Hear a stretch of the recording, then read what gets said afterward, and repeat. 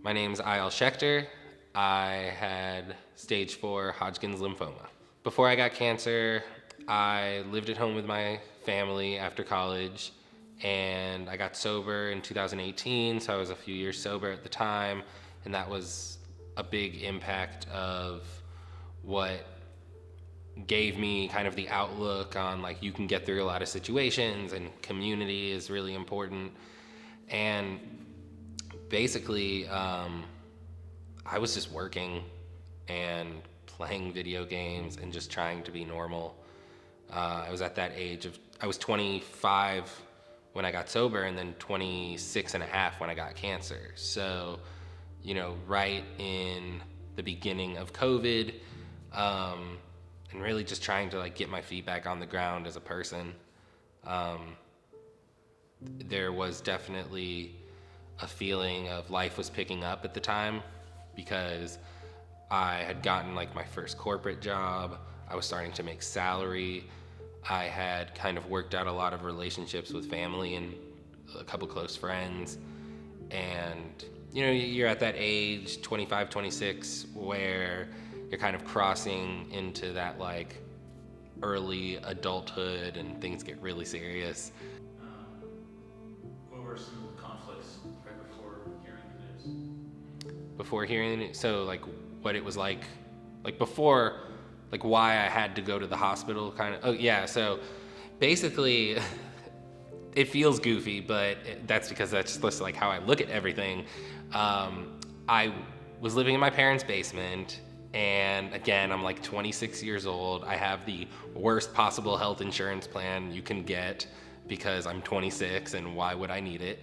And I started to get these like itching on my legs, and I was just like, kind of like if you get one of those like little like just like a little this, or like you're just talking to someone, you're like that. But I was just starting to get them like all over my legs, and then I was like, oh, this is weird. Whatever, it would like go away, it would come back. And then I would wake up the next day and I'd be super itchy in the morning and super itchy. And this happened for like a week straight. And I was like, oh, maybe it's something. So I washed the sheets, did all my laundry over again, picked up the clothes off the floor and really got going. And so I get a lump in my groin, starts to show a little bit. And there had been like, I'd played sports, I pulled muscles and all these things, and I had felt something there, but I just figured that's life, you get aches and pains. But it started to really protrude, and the itching started to pick up a lot. Did all sorts of really goofy stuff. I poured turmeric, lemon juice, and water in a paste and covered my body. I was completely orange. That didn't work. Neem, lotion. I probably spent $1,000 on lotion in like a month because we were just trying everything because the itching wouldn't go away. And basically, it was like I was itching so badly, I was removing skin. I would wake up to scars on my legs and really just like I couldn't stop itching. And you later find out that basically like this is a symptom of your cancer. But anyways, the final symptom was I got a tumor was sticking out of my neck. And so there was like a second Adam's apple basically. And if you don't know about like cancer tumors is they're hard. So like I would like touch it and I was like, oh, that's not going anywhere. And basically I did a biopsy, scans, and then I got the call like on Friday from my primary that was like, you've got something, you've got cancer. I can't tell you what kind it is. That's not my to do. And then you go to the I go to the doctor and, you get those words like you've got cancer. And, to kind of by the time I got to those words, because of the itching, because of the stress, because I've now gone from never really needing to go to the hospital to going to the hospital like 10 times in the previous 10 days, like surgeries and all sorts of things now. You're becoming used to being in the hospital all of a sudden. For me, I wanted to know what it was. Like, if this is cancer, fine. Just tell me that it's cancer, and what do we do from here? But, I would say that one of the hardest things for me was, like, it's not just that I got cancer, it was that my mom's son got cancer, my dad's son got cancer, my sister's brother got cancer, my brother's brother, like, my uncle's nephew got cancer. And it was sort of this, it was I had to learn that, and I believe this, like, you have to let people mourn the way they want to mourn. Like, in the beginning, the first couple hours, I cussed at my mom so hard one time that, like, we had just got told. She was telling me, like, we leave the hospital, we're walking to the car in this garage, which, by the way, you have to pay to exit. But we're leaving this garage, and I just got those words, and in my mind, there's just like a ringing, like, it's not even a ringing, like, I just had no thoughts. I mean, it was very, very meditative in some way. I just had no thoughts. And my mom is just talking, and all she's saying is, like, solution-based things. And I just remember, I just turned her and I just yelled, like, shut the fuck up. And it was just, like, one of the most, like, we just, like, looked at each other, and I was just like, and she understood perfectly, like, we got to sit in this for a second. And we went to Dunkin' Donuts and got iced coffees after that argument. So, but, before actually treatment started, and to kind of, like, touch on the emotional scale, like, I guess I was just, I mean, I know it's simple, but I was just sad, I didn't know what was about to happen. I kind of felt like in my life I was getting things together. I was getting things together.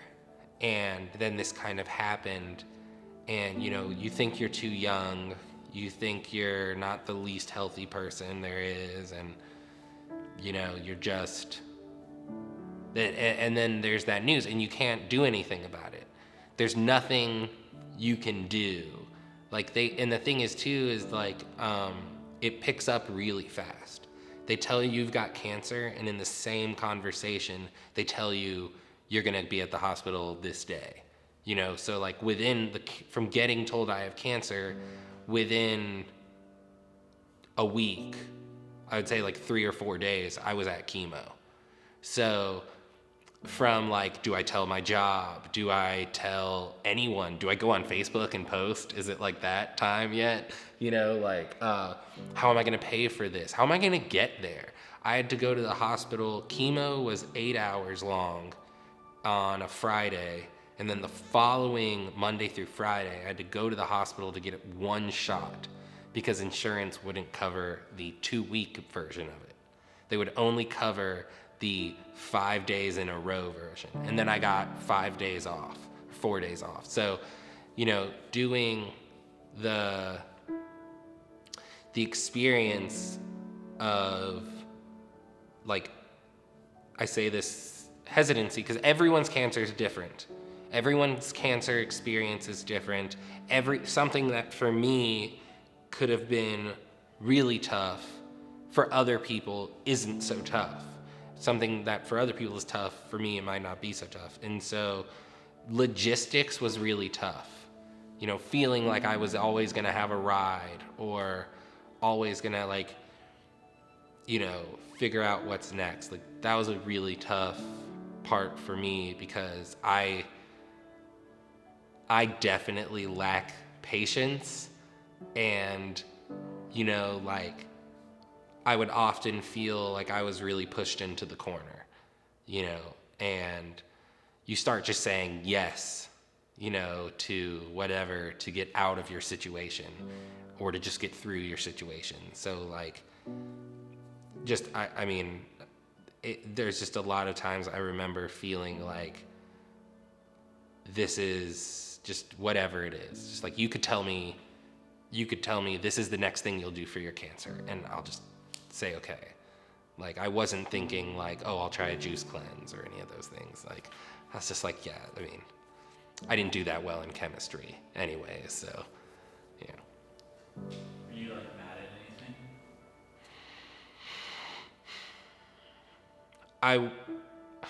I was a little mad at myself, you know, because it's a physical disease.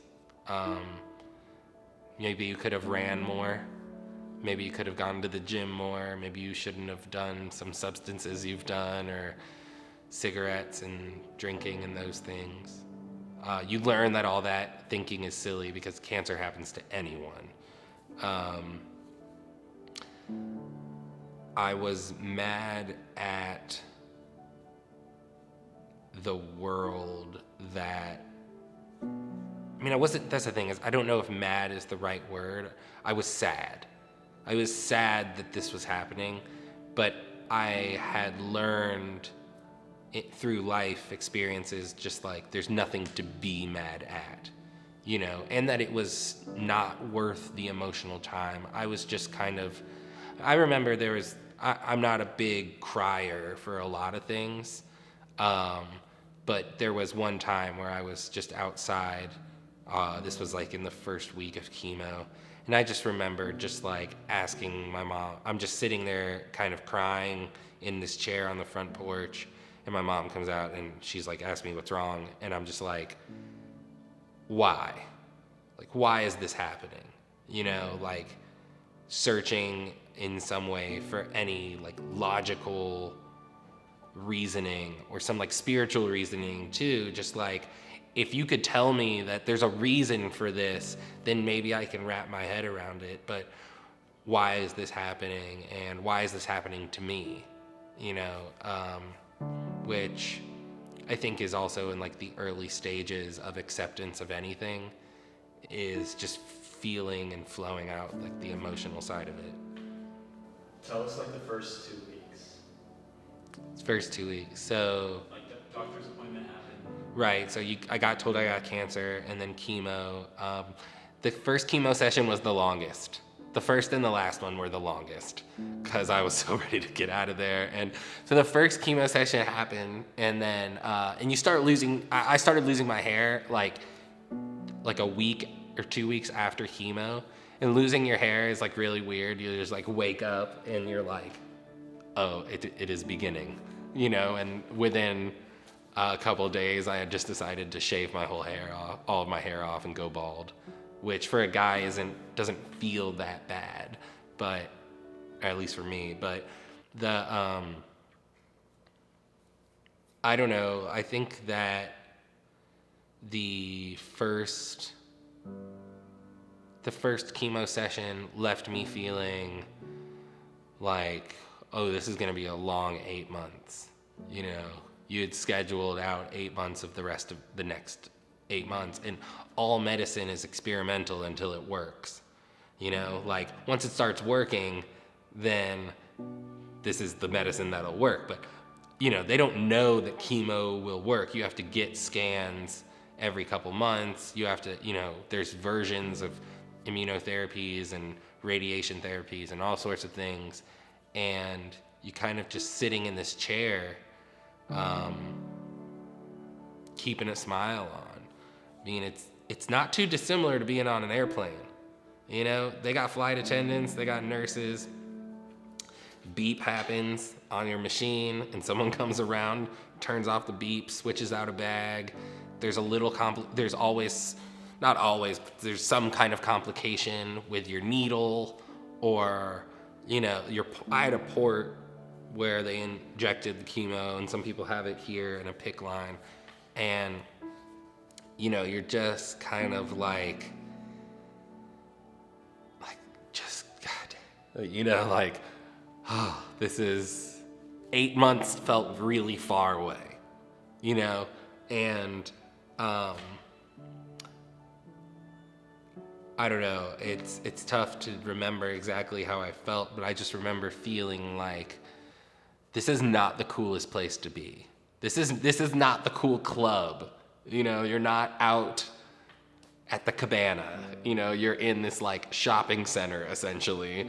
And, you know, but that's where like nurses and other cancer patients, like that sense of community really made me feel like, this is something that's just happening. You don't have a lot of control over this situation. You really just need to stay as positive as you can.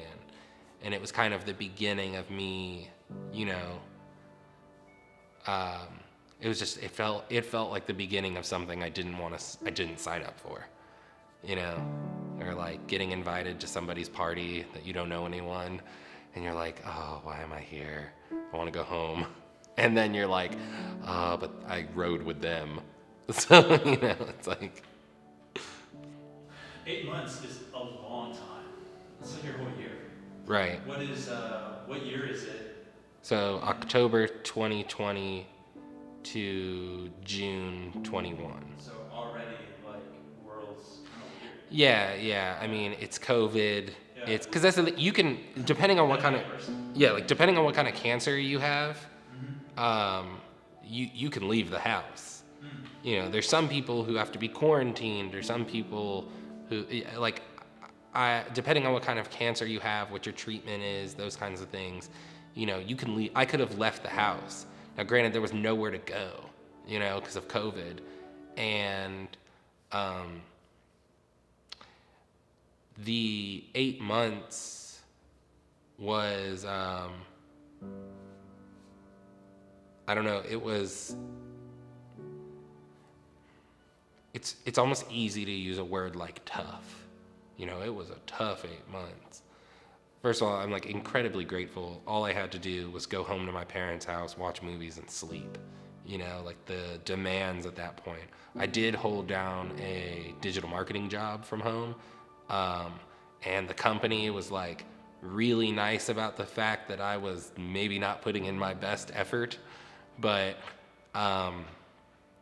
there is definitely periods of the 8 months where emotionally it's just, you're just trying. I mean, normal life has a lot of trying anyways. You're just trying all the time, like, here's another good idea and maybe I should try that, So for me, adding on like cancer, I just got tired all the time of my own brain. And like, I wish I could just go into airplane mode for the next 8 months and kind of just, I'll figure it out then, which is a really tough way to live. And in the beginning, like I said, is you don't know if the chemo's working, you don't know if your treatment's working, you don't know if things are gonna get really bad really quick, or you're gonna be fine soon. And for me, I just kind of kept thinking like, oh, maybe one of these chemo sessions will knock it all out and we'll get out of this thing in quick 3 months. And like, and again, you meet a lot of it opens you up to this whole world of cancer, and you meet people and you're like, oh damn, like their diagnosis was way worse and their diagnosis was very easy or something. And not everyone probably feels this way, but I do feel like, you get put into this club and there shouldn't be a hierarchy, well, mine's worse than yours. But that's where sort of the opportunity lays for us to be supportive of one another and people who have cancer, because it is this, I don't want to say it's easy to put a smile on, but it's easy to fake a smile, and appease a lot of people. But 8 months, I know people who have had it for years, right? But even for me, 8 months, like by the time I got to 6 or 7, I mean, you hear from so many people like, you look so great. And you're like, I look like a fat, bald piece of shit.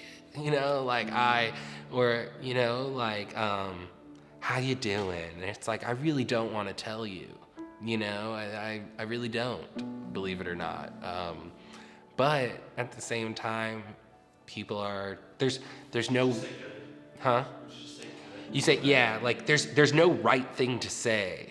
It's like when I meet people who have cancer, I don't know what to say. I'm sorry, like, I'm sorry, that sucks. There's nothing correct to say.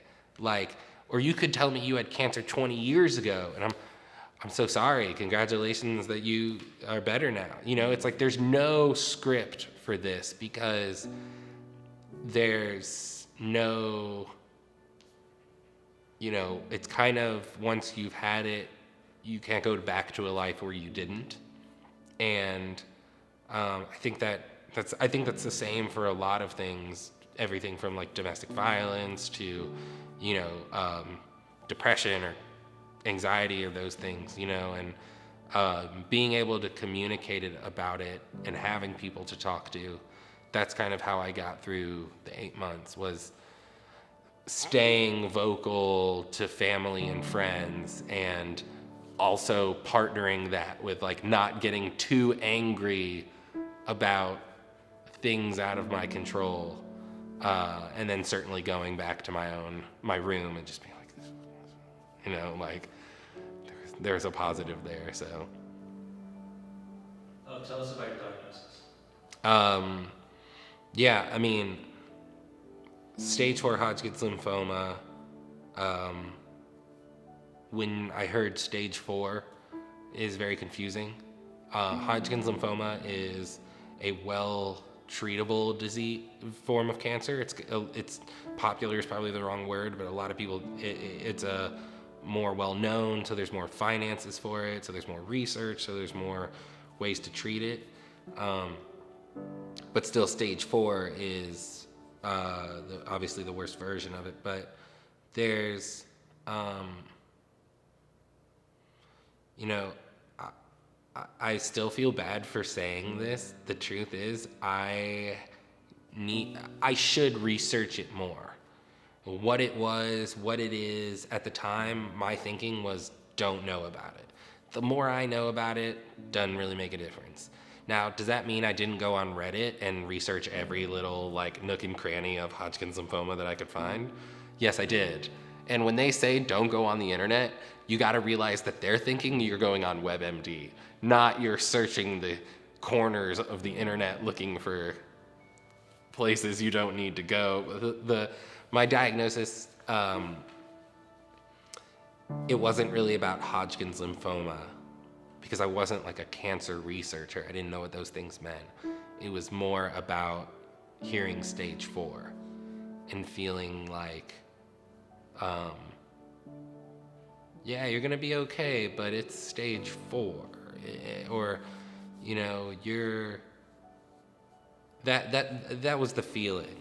It left a lot to be questioned, and there's certainly a fear that was garnered in finding out how far along the cancer was.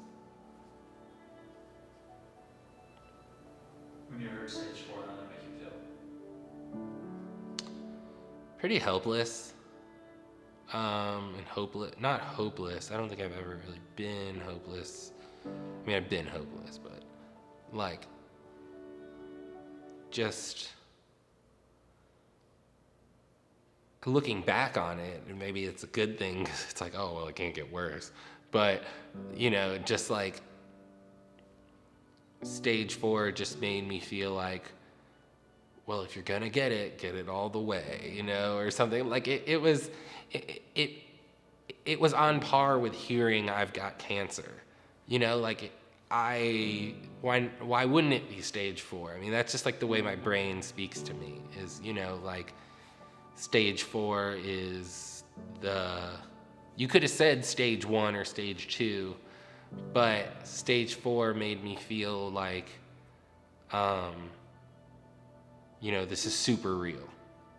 I don't know why it has to be like that for my brain, but it definitely made it feel like, oh, this is the one, this is the real one. You know, it's everywhere. I saw the scans, it was everywhere, but, you know, neck up. I mean, it hit me all the way up to here.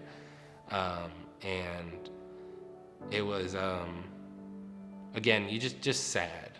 It's a simple word for a lot of emotions, but just sad. Because I didn't feel guilty or shameful, and I didn't feel like I had hurt anyone. So it was kind of a new form of sadness, because it was just like, there's nothing you can do. And it's not good, and that was, at the time, that was new for me, What did you lose and what did you gain from this experience? Well, what did I gain, if it's okay to do it that way? I gained immense perspective. Immense. Like, to think about nurses and their lives. I mean, the nurses, I had to be there at 8 a.m. The nurses were there, who knows how early, if I'm being honest. Like, I had to show up every day, and like, I could not inject someone all day, or like, there's beeping and they're always on their feet, and so in perspective for my other patients in there and what they're going through, and that our brains work differently, where I'm like, just here at cancer, can't do anything about it. There are people who are still processing and processing and processing, and so I gained perspective. I also gained a level of I don't know if comedy is the right word, but like, I do believe that the international language is to complain. We can all complain in the same language. Like, ugh means the same in every language. And so you'd kind of have these like relatable experiences with me and, say, an 80-year-old woman are having the same frustration with like, can't get out of the chair, or like, God, that water tasted funny, or like all these things. And I just feel like one of the things I gained was this relatability to a whole new world. And that's way bigger than I realized. Cancer is way bigger than I realized. I think I also gained a sense of, I don't know if pride is the right word, but certainly a sense of happiness in recognizing moments, in appreciating moments, because I learned a lot. I learned a lot about dealing with other people, dealing with myself, the difference between what I can and can't do. What I lost, I do feel like I lost some friends, because people you think are gonna be there are maybe not there, or, come see you, maybe they don't see you, or just in general, like, it's tough for people. Again, it's tough for people. It's and you don't know why. It's like, you don't know why people do what they do,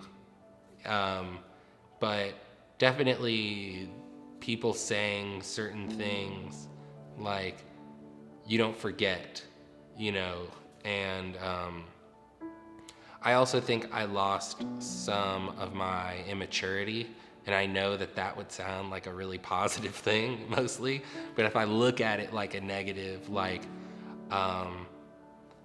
it's a really life or death situation, because you get out of cancer and you start to say to yourself, like, I should not smoke cigarettes.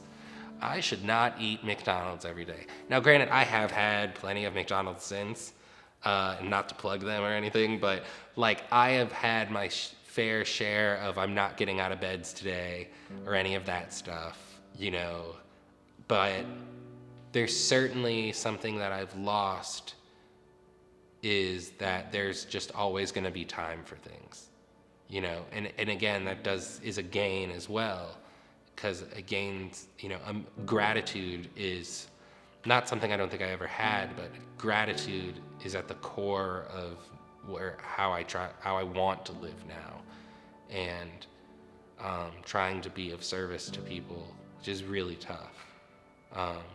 But I definitely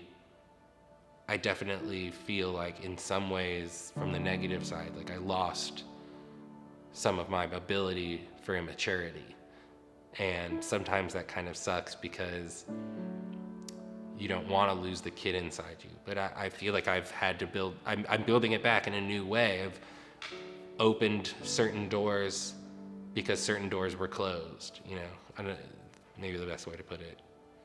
You hope for you know,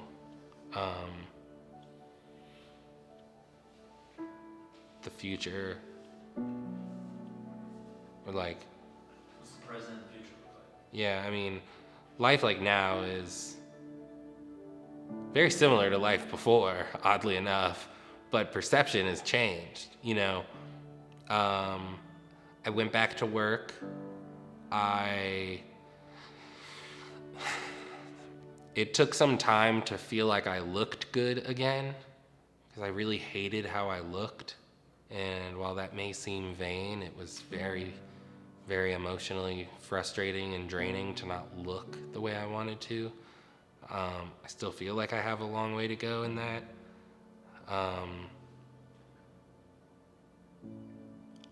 Sometimes I feel like when I talk to people about my cancer, there's a bit of pity, and that can be tough because I don't see it in that way, you know? Like, I don't see it as some sad thing I had to go through. Like, I see it as, I don't know if I'm allowed to cuss, but I see it as some like hardcore shit, you know? Like, I see it in this way that's like, you went through some fucking shit and made it out.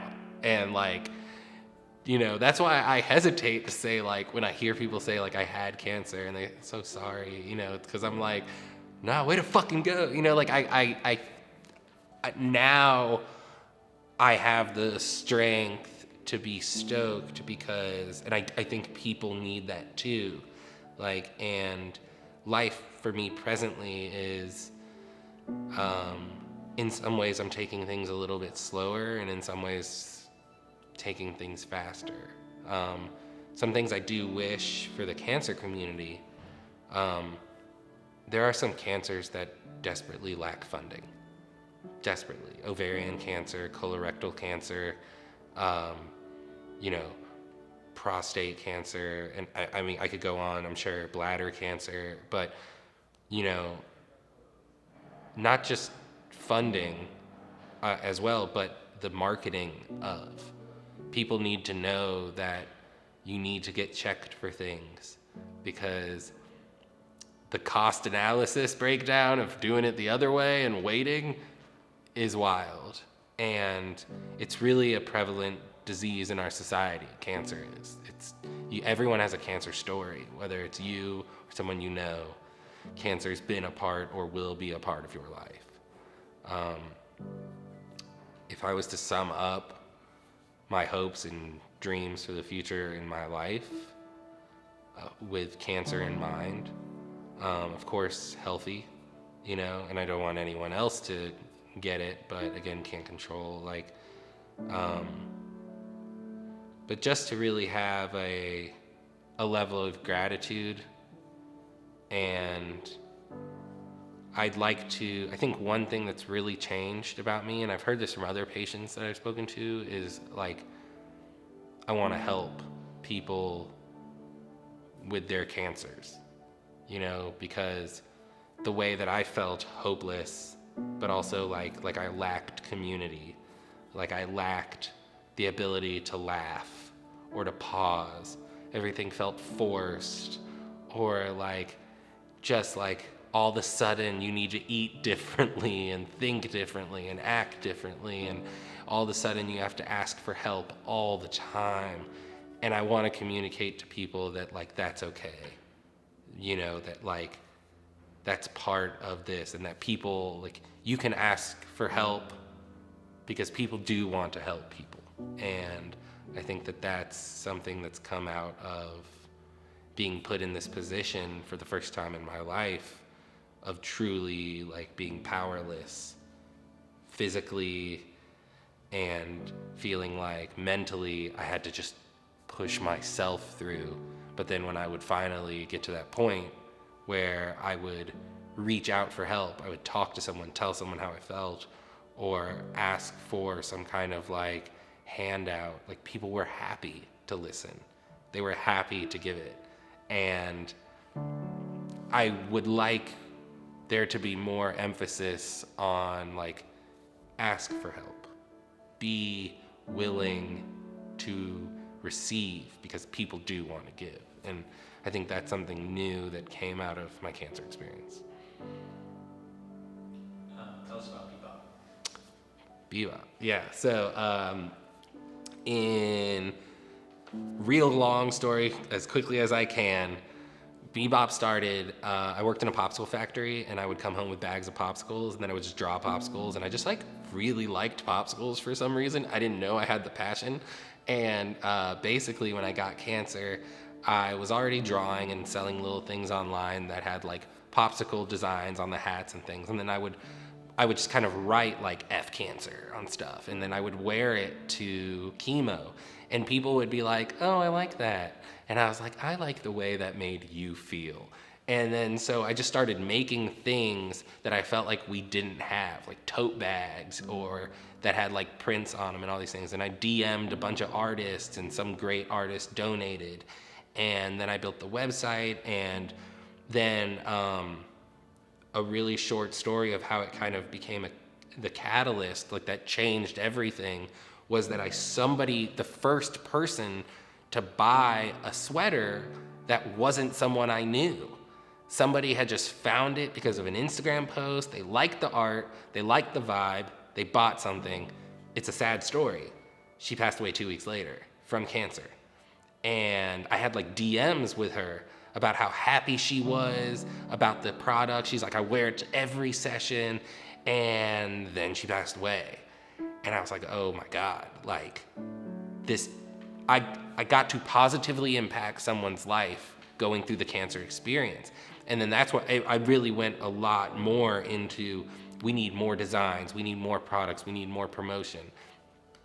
Fast forward to today, I've grown into understanding that cancer has a design problem. It needs marketing to make people feel welcomed. It needs products that make people feel comfortable. It's a big community that has a lot of love in it, and that doesn't mean it has to be all hearts. It can be popsicles, it can be sad faces, because those are relatable too, So today, Bebop's goal is creative solutions for the cancer experience, but basically saying that let's take time to be creative and to design a future where problems are looked at creatively, from murals in hospitals, to functional clothing, to hospital socks being a little bit more fun. Those are simple ones that we can knock out of the park. Then there's communicating and all these things. So Bebop now it's my business. I like to, people have said it's your baby. I'm like, that thing grows on its own, man. It is an adolescent teen, if anything. So, Bebop is hopefully something I can do for the rest of my life as a vehicle to help positively impact people in the cancer experience, which again is all of us. We're all part of this. So, yeah. Would you like a closing statement? Sure. I am the founder of Bebop, and these are Bebop Talks Cancer is the podcast that we run, and maybe we'll run it through that. So, one thing I will say is that I have been overwhelmed with how well people have taken to Bebop. A lot of times it doesn't make sense to me. It's so goofy.